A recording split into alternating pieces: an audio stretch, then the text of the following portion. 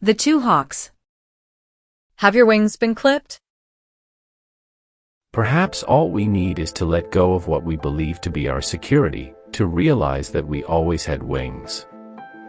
We just needed the push to spread them and fly high, higher than we could ever have dreamed.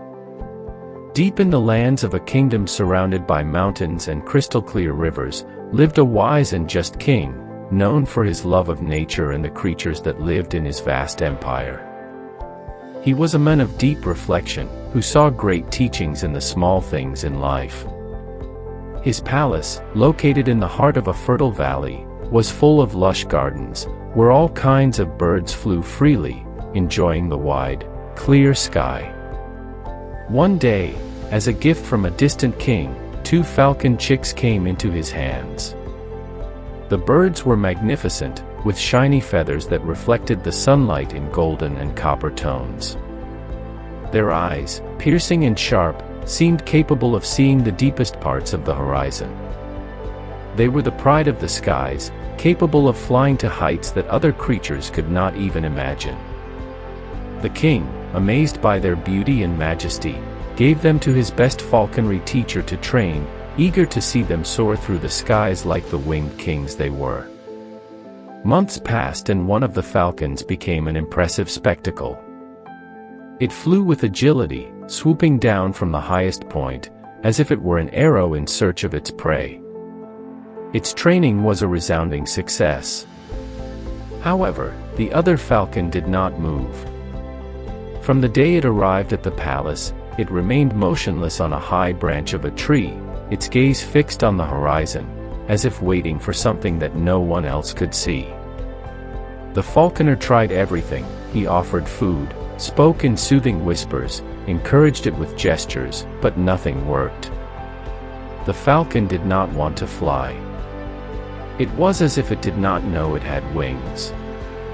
Intrigued, the king called for the most famous healers and witch doctors in the region, those who knew the secrets of nature and could talk to animals, or so they said.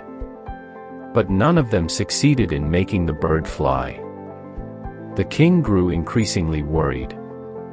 How could a creature born to fly, one with such strength and majesty, refuse to do what it was destined to do? The situation became a challenge for the monarch. Every day, from the window of his chamber, he looked at the falcon motionless on its branch, and his heart filled with questions. Why did the bird refuse to take to the air? Was there something else that no one understood? The king came to believe that perhaps the falcon was afraid, or that something in its past had marked it deeply. Finally, the king published a notice among his subjects, asking for the help of anyone who could get the falcon to fly. He knew that the answer would not come from the wisdom of scholars, nor from the tricks of healers, but from the simplicity and knowledge that only the humble sometimes possess. At dawn the next day, an unusual scene unfolded before his eyes.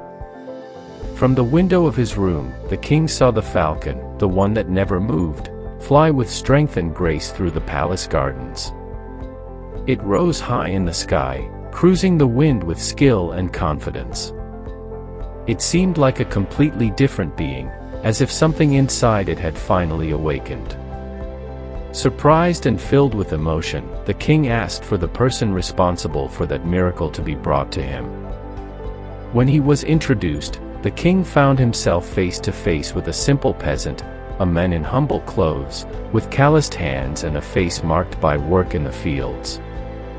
"You made the falcon fly," said the king, unable to hide his astonishment. "How did you do it? Are you a magician?" The peasant, half nervous and half excited, looked down before answering. "No, Your Highness," he said in a low but firm voice. "I am not a magician, nor do I have any special powers. All I did was cut the branch." The king looked at him in silence, waiting for an explanation. The peasant continued. "The falcon had spent so much time on that branch that it became accustomed to it. It believed that that was its place, and that there was no need to fly. By cutting the branch, the falcon had no choice but to use its wings. It was then that it realized what it was really capable of doing. It flew, not because I forced it, but because it had no other choice, and discovered that it had wings. The king reflected on the peasant's words. Sometimes, he thought, like the falcon, people also cling to a comfortable branch, without realizing its true potential. We cling to what is known, to what is safe, and stop flying for fear of the unknown, for fear of failing.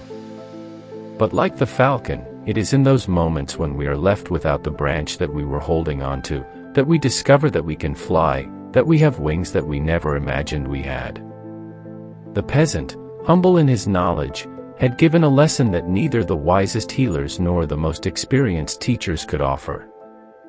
Sometimes, it is not necessary to cure or train, but simply to give the space for the fear of the unknown to disappear and the wings to unfold.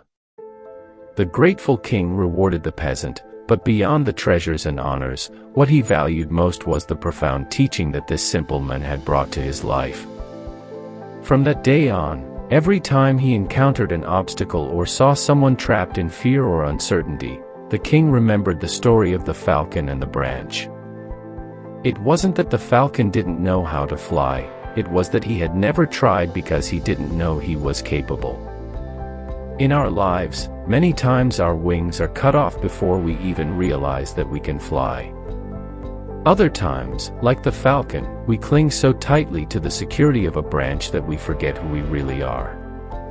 But it is in those moments of emptiness, of uncertainty, when the branch disappears and we no longer have anything to hold on to, that we discover our true strength.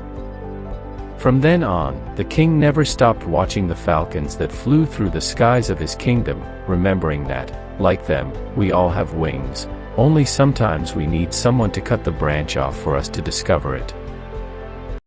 Welcome to our channel. All copyrights reserved. Don't forget to give it a like, subscribe to the channel, and select the bell to be notified of new videos.